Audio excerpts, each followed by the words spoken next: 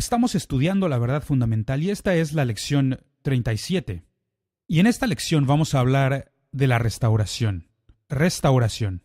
Este es un tema muy importante en la Biblia y muestra cómo Dios está restaurando todo lo que se ha perdido. Nuestro versículo clave se encuentra en Proverbios capítulo 4, versículo 18. Mas la senda de los justos es como la luz de la aurora, que va en aumento hasta que el día es perfecto. Y cuando habla sobre el día perfecto se refiere a cuando Cristo Jesús regrese a este planeta, el planeta Tierra. Entonces nuestro tema es la restauración. Restauración. La palabra restauración significa traer de vuelta o regresar algo a su estado original, El restaurar todas las cosas. Y vemos que esto es lo que Jesucristo vino a hacer a esta tierra. Él vino a restaurar todo lo que se había perdido en el jardín del Edén con el primer hombre y la primera mujer. La Biblia es un libro sobre la restauración. De esto es de lo que se trata. No es un libro acerca de Dios o sobre el diablo, no es un libro sobre el cielo o el infierno. No. La Biblia es la historia de la humanidad que se encontraba en problemas, de cómo pecaron y de cómo han perdido su relación con Dios y de cómo Dios les ha redimido o restaurado, devuelto a una relación correcta con Él, con Dios. Y cuenta la misma historia una y otra vez, de 1000 maneras diferentes. Todo lo que se había perdido en el libro de Génesis, y por cierto la palabra Génesis significa comienzos. En este libro de Génesis, el libro de los comienzos, se restaura en el Apocalipsis, que significa el final, el gran final de lo que Dios está haciendo en nuestra vida. Permítame darle una ilustración al respecto de estas grandes verdades, contrastando el libro del Génesis con el de Apocalipsis. En el libro de Génesis, por ejemplo, encontramos la creación de los cielos y la tierra. En el libro de Apocalipsis se encuentra la creación del cielo nuevo y tierra nueva. En el libro de Génesis encontramos el primer ataque de Satanás en contra de la humanidad. Y en el Apocalipsis es el último ataque de Satanás en contra del hombre. En el libro de Génesis, el sol iba a gobernar el día, mientras que en el Apocalipsis no existe la necesidad del sol. En el libro de Génesis encontramos la oscuridad y la noche, y en el Apocalipsis no existe la noche. En el libro de Génesis fueron creados los mares, y en el Apocalipsis ya no existe el mar. En el libro de Génesis encontramos un río en el jardín, y en el Apocalipsis es el río de la vida que fluye de la Nueva Jerusalén. En el libro de Génesis encontramos que el hombre fue expulsado del paraíso, y en el Apocalipsis el hombre es restaurado al paraíso. ¡Qué gran contraste entre estos libros! En el libro de Génesis, el árbol de la vida fue cerrado para el hombre, y en el libro de Apocalipsis el árbol de la vida fue abierto al hombre. En el libro de Génesis, Nimrod se rebela y él funda la ciudad que conocemos como Babilonia.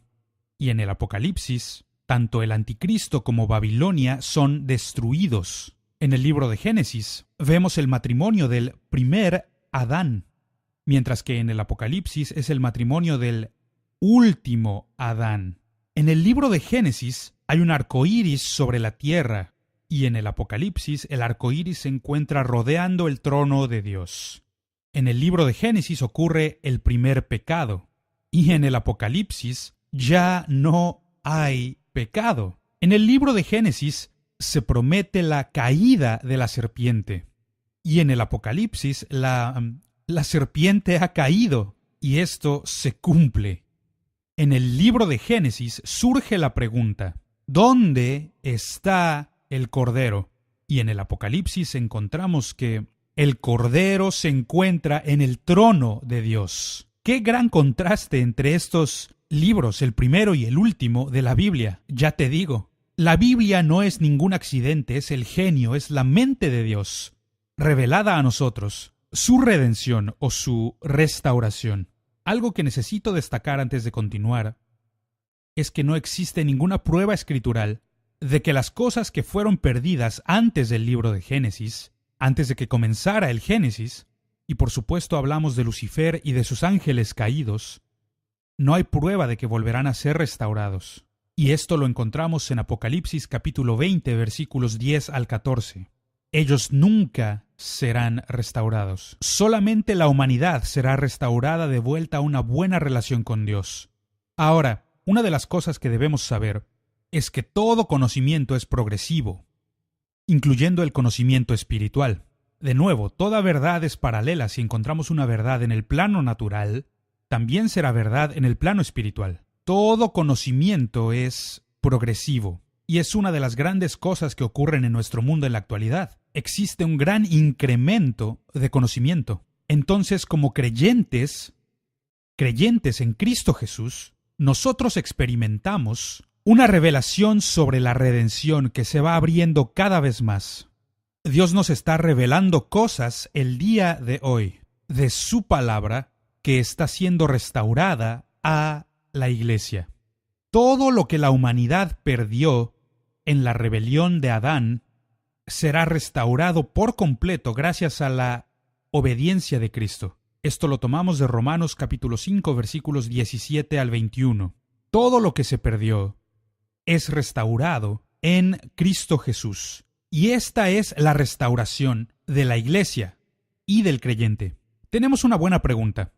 ¿Qué ocurrió con el conocimiento que la humanidad tenía de Dios?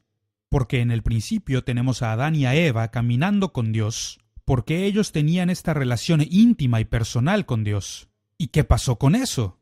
Cuando Adán y Eva pecaron, experimentaron lo que nosotros hoy en nuestra época tecnológica con las computadoras llamamos limpieza de memoria.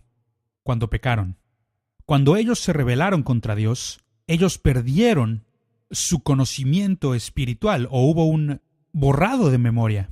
Ellos ya no tenían este íntimo conocimiento de Dios. Verás, el conocimiento espiritual no puede retenerse en una mente carnal.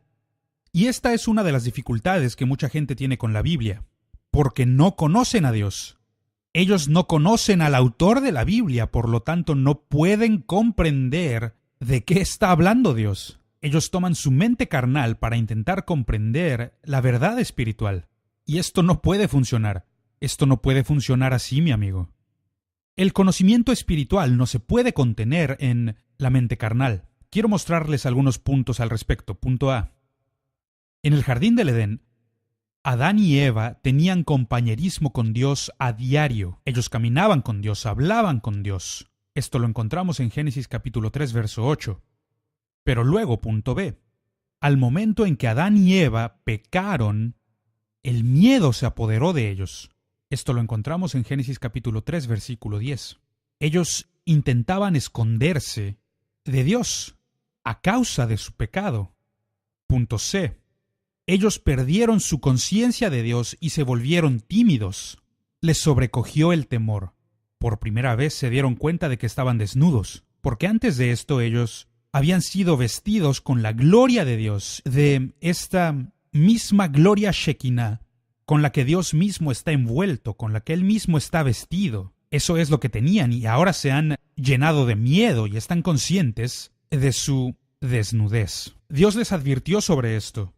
En Génesis capítulo 2, versículo 17, dice así: «Mas del árbol de la ciencia del bien y del mal no comerás, porque el día que de él comieres ciertamente morirás». Estas palabras, ciertamente morirás, se traducen muere y continuamente estarás muriendo. Ellos murieron espiritualmente en el momento que pecaron, y esta muerte continuó obrando en ellos y sus almas y en sus cuerpos físicos. Ellos continuaron muriendo. Dios les advirtió sobre esto. Adán y Eva murieron espiritualmente. Ahora parecería que Adán podría haber recordado mucha información acerca de Dios, porque él había conocido tanto a Dios, que seguramente podría haber retenido esa información y comunicarla a sus hijos. Pero en vez de eso, lo que encontramos en Génesis 4:8, que el primogénito de Adán, Caín, se volvió un homicida. Punto B. Encontramos que la primera poesía de la Biblia se escribió sobre homicidio. Esto se encuentra en Génesis capítulo 4, versos 23 y 24. encontramos que tan solo en 10 generaciones el mundo se había vuelto tan malvado que tenía que ser destruido. Es impactante. Génesis capítulo 6 versículos 9 al 13. 10 generaciones y tiene que ser destruido. ¿Qué pasó? Esta pérdida de memoria. Adán perdió tanto su relación con Dios como su memoria de lo que Dios es en verdad. Ahora hagamos otra pregunta. ¿Cómo es que Dios se reveló a sí mismo en el Antiguo Testamento? Hubieron muchas formas en que esto ocurrió. Punto A. Dios habló con y a través de gente inspirada, lo que llamamos profetas y profetisas. Hebreos capítulo 1, versículo 1. Dios habiendo hablado muchas veces y de muchas maneras. Punto B. Dios comenzó una revelación de sí mismo a través de su pacto con Abraham. Dios comenzó construyendo esta relación con Abraham, y Abraham se convierte en el amigo de Dios, y es así como Dios comienza a revelarse a sí mismo a nosotros. En Génesis capítulo 12, versículos 1 al 3, y Juan capítulo 8, versículo 56. Dios se revela a sí mismo a nosotros. Punto C. Dios dio a Moisés instrucciones escritas acerca de su pacto. Deuteronomio capítulo 5 versículos 6 al 21. De esto es de lo que se trata la ley. Nos está dando la revelación de las características de un Dios santo. Entonces, si vamos a resumir todo esto, tenemos que resumirlo así. La historia completa del Antiguo Testamento es Dios escogiendo a un hombre, Abraham, para desarrollar a una nación, Israel, la cual produciría al Mesías, Cristo Jesús, quien salvaría al mundo. De esto es de lo que se trata. Se trata de Dios nos está revelando a Cristo. Esta es una parte de su proceso de restauración. Ahora quiero hacer otra pregunta. ¿Cómo es que Jesucristo nos reveló a Dios? En primer lugar, Él es Dios encarnado. Juan capítulo 1 versículos 1 al 3. En el principio era el Verbo, y el Verbo era con Dios, y aquel Verbo fue hecho carne y habitó entre nosotros. Eso está en el verso 14. Entonces, Dios se hizo hombre y vino aquí y habitó entre nosotros en un cuerpo físico. Punto B. Es imposible que nosotros conozcamos apropiadamente a Dios desde los cielos distantes, por lo cual Dios se hizo hombre para poder revelarse a nosotros. Esto lo encontramos en 2 Corintios 4:6. Entonces el velo ha sido removido y Dios se revela a sí mismo a nosotros en la persona de Cristo Jesús. Él dijo, tú no deseas sacrificios y los holocaustos nada son, pero tú deseaste a un hombre, el sacrificio perfecto, y entonces me diste un cuerpo, y vine y habité entre ellos. Para esto vino Jesús. Punto C. Jesucristo vino a esta tierra, y su propósito fue el reconciliarnos una vez más con Dios. Romanos capítulo 5 versículo 11. Esa fue la intención de Dios, su propósito. Él quería revelarse a sí mismo a nosotros, para que pudiéramos llegar a ser justos con Él, estar bien con Él, para que pudiéramos tener una relación con Él. Punto D. Jesús dio el ejemplo perfecto de la deidad. Esto lo vemos en Colosenses 2:9. Es en Él en quien mora la plenitud de la deidad, en su cuerpo. Pero Dios no solamente quiere revelarse a sí mismo a nosotros, sino que Él también desea que le experimentemos en nuestra vida. Él quiere que establezcamos una relación con Él, o como acabamos de decir, una restauración de todo lo que se había perdido. En 2 Corintios 3:18 dice, por tanto nosotros todos, hablando de todos aquellos que buscan el rostro de Dios, mirando a cara descubierta, como en un espejo la gloria del Señor, somos transformados de gloria en gloria en la misma imagen como por el Espíritu del Señor. Entonces está diciendo, este es el plan de Dios para la restauración o para la redención. Él quiere revelarnos a Cristo, para que podamos llegar a ser como Cristo. Porque lo cierto es que llegamos a ser como el Dios a quien adoramos. Entonces Cristo vino a revelarnos a Dios para que podamos llegar a ser como Cristo, como Dios. Ahora hagamos otra pregunta. ¿Cuál es la lección de la historia? La lección de la historia se remonta al Antiguo Testamento. En el Antiguo Testamento, toda revelación de Dios, y de estas hay bastantes, vimos los nombres del Señor: Jehová Rafa, Jehová Nisi, Jehová Sidkenu. Todas estas revelaciones de Dios fueron dadas a un líder, por lo general un profeta, a veces a algún otro líder espiritual, que posteriormente proclama esta verdad a la gente. Entonces Dios se revela primero a una persona, quien se lo revela a la gente a posteriori. Por último, el pueblo experimenta esta verdad en sus propias vidas. Esta es la manera en que Dios se revela a sí mismo a través del Antiguo Testamento, y de muchas diferentes maneras, por ejemplo, con los nombres que Él nos da, con los diferentes profetas que Él levantó, la palabra escrita, la ley de Moisés. Todo esto fue para que Dios se revelara a nosotros. Ahora tomemos unos minutos para hablar del Nuevo Testamento. ¿Cómo funciona esto en el Nuevo Testamento? En el Nuevo Testamento, Cristo Jesús es la revelación completa de Dios. Recuerde lo que dijimos, el Antiguo Testamento es Dios escogiendo a un hombre para producir una nación, la que produciría un Mesías para redimir al mundo. Y en el Nuevo Testamento, este hombre es Cristo Jesús. Él es el ungido de Dios, el Mesías. Él fue quien vino para darnos este entendimiento completo y revelación de Dios. Y lo cierto es, conocemos más de Dios gracias a Jesucristo que cualquier otra cosa. Fue Cristo Jesús quien nos reveló lo que Dios es en verdad. Ahora, para nosotros como creyentes, Jesucristo debe ser experimentado en nuestras vidas, en las vidas de los creyentes del Nuevo Testamento. De esto se trata el cristianismo. El cristianismo no es solo otra religión, en donde tenemos una lista enorme de reglas que debemos seguir. No, el cristianismo es la revelación de Cristo Jesús, quien ha venido para revelarnos cómo debemos vivir. No solamente vino como sustituto por nuestros pecados, sino que vino como un ejemplo, mostrándonos cómo vivir. Por ejemplo, quiero leerles este pasaje de Colosenses, capítulo 2, versículos 6 y 7. Por tanto, de la manera que habéis recibido al Señor Jesucristo, sigue diciendo, andad en Él, arraigados y sobreedificados en Él y confirmados en la fe, así como habéis sido enseñados, abundando en acciones de gracias. Y este es el propósito para el que Cristo vino aquí, no solamente para revelarnos a Dios, no solamente para pagar nuestra deuda de pecado y morir por nosotros, sino para poner el ejemplo de la manera en que debemos vivir. Ahora, permítanme hablarles sobre otra área. Hablemos sobre cómo se revela la restauración en los 7 periodos de la Iglesia. Existen 7 periodos en la historia de la Iglesia, y quiero que tomemos un momento para examinarlos.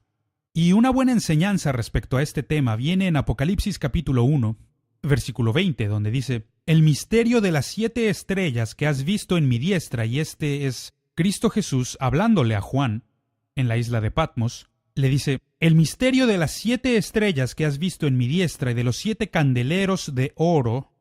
Las 7 estrellas son los ángeles de las 7 iglesias, es decir, son los pastores o los líderes de estas 7 iglesias. Y los 7 candeleros que has visto son las 7 iglesias. Y la Escritura continúa nombrando a estas 7 iglesias en Apocalipsis 2 y el capítulo 3, y trata con cada iglesia individualmente. Las 7 iglesias de Asia. Ahora, la mayoría de eruditos bíblicos creen que no solamente es una referencia histórica a las 7 iglesias, sino que, espiritualmente hablando, se refiere a 7 épocas diferentes de la iglesia que han ocurrido, y existen 7 periodos destacables. El primero de estos periodos es lo que llamamos la Iglesia Apostólica. La Iglesia Apostólica. Esto ocurrió entre el año 30 al año 100 después de Cristo. Este es el tiempo en que el liderazgo de la Iglesia era el apostolado original. Aquellos que conocieron a Jesús mientras estuvo en la tierra. Habían caminado con Él, tenido compañerismo con Él, y les dio gran revelación. Entonces la Iglesia estaba bajo el liderazgo de estos apóstoles originales y le conocemos como la Iglesia Apostólica. A la segunda época le llamamos la Iglesia perseguida y va del año 100 después de Cristo al año 313. La Iglesia perseguida. La persecución básicamente fue orquestada por el Imperio Romano. El Imperio Romano controlaba todo el mundo civilizado y la Iglesia sufrió en extremo. Sufrió de una persecución severa, bajo el dominio de los romanos. La tercera época de la Iglesia la llamamos la Iglesia Imperial. La Iglesia Imperial. Y esta tuvo lugar a partir del 313 hasta el año 476 después de Cristo. Y lo que ocurrió fue que esta fue la época en que la Iglesia llegó a ser la Iglesia del Estado. La Iglesia del Estado, y en esta época Constantino, el emperador romano, reconoció la autoridad de la Iglesia y le dio libertad. Él autorizó u oficializó el funcionamiento del cristianismo en el Imperio Romano y se convirtió en la Iglesia del Estado. Y lo que ocurrió cuando esto pasó, perdieron los dones ministeriales, perdieron los dones manifestacionales del Espíritu Santo y también mucho del fruto del Espíritu, porque todo se volvió político, una iglesia de Estado, y esta nunca fue la intención de Dios. Y esto nos lleva a la cuarta época de la iglesia, que conocemos como la iglesia medieval. La iglesia medieval, y esto tuvo lugar del 476 hasta el año 1453 después de Cristo. La iglesia medieval. Y esta época, por supuesto, transcurrió en lo que llamamos la Edad Media, o el oscurantismo, porque la verdad espiritual ha sido sacada. Las iglesias se han vuelto políticas en lugar de espirituales. La iglesia ha perdido su vida espiritual y entonces, cuando la vela se apaga, el cuarto se vuelve oscuro. Y esto fue lo que ocurrió. Durante este tiempo es una iglesia política y no tiene liderazgo espiritual, tampoco tiene vida espiritual, y tampoco tiene el fruto del Espíritu Santo. Este fue un tiempo oscuro, históricamente hablando, por supuesto, para la Iglesia. La quinta época de la Iglesia la conocemos como la Iglesia Reformada. La Iglesia Reformada, y esto comienza en el año 1453 hasta el año 1648 después de Cristo. La Iglesia Reformada. Es aquí donde la Iglesia comienza a experimentar lo que llamamos restauración. Restauración. Martín Lutero publicó sus 95 tesis que clava en la puerta de la Iglesia, proclamando que somos justificados por la fe. Es una obra espiritual en nosotros. Juan Calvino comenzó a enseñar sobre la soberanía de Dios. Eran verdades espirituales que estaban siendo restauradas en la Iglesia. Y esto nos lleva a la sexta época de la Iglesia que llamamos la Iglesia de la Santidad. La Iglesia de la Santidad. Esto ocurrió entre los años 1648 hasta el año 1900 después de Cristo. Iglesia de la Santidad. La Iglesia continúa experimentando restauración. La verdad espiritual está siendo revelada. Por ejemplo, John Wesley comenzó a enseñar sobre la santificación. Esta es una verdad gloriosa que él le revela a la Iglesia y enseña que las almas están siendo cambiadas, santificadas, hechas como Cristo. También aparece A.B. Simpson y él comienza a recibir revelación sobre sanidad divina. Sanidad divina. Era una maravillosa restauración para la Iglesia. Y por último, la séptima época de la Iglesia es la Iglesia Pentecostal. La Iglesia Pentecostal, y esta comenzó en 1900 después de Cristo hasta llegar a nuestros días, nuestra época presente. En la Iglesia actual seguimos experimentando esta revelación que vino a través del bautismo del Espíritu Santo. Y esto comenzó en el avivamiento de la calle Azusa en Los Ángeles, un lugar muy humilde y pequeño. Pero Dios tomó a estos creyentes metodistas que habían sido santificados y ahora creían en el Espíritu Santo y cómo sanaba a la gente. Recibieron esta verdad gloriosa sobre el bautismo del Espíritu Santo y ha cambiado por completo, por completo. ¿Cómo adoramos? Ha cambiado nuestro entendimiento de las Escrituras y tanta verdad espiritual que ha sido restaurada a nosotros. Ahora, esto me trae a mi última pregunta. ¿cuándo estará completa la restauración? ¿Cuándo estará completa? La respuesta la podemos encontrar en Hechos capítulo 3, versículo 21.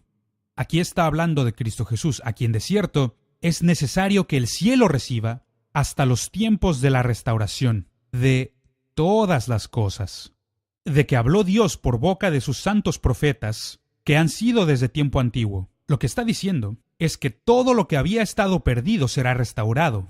Jesús será contenido en los cielos, permanecerá allí, hasta la restitución de todas las cosas. Dios quiere restaurar todo lo que ha estado perdido, de nuevo a la iglesia, a los creyentes otra vez.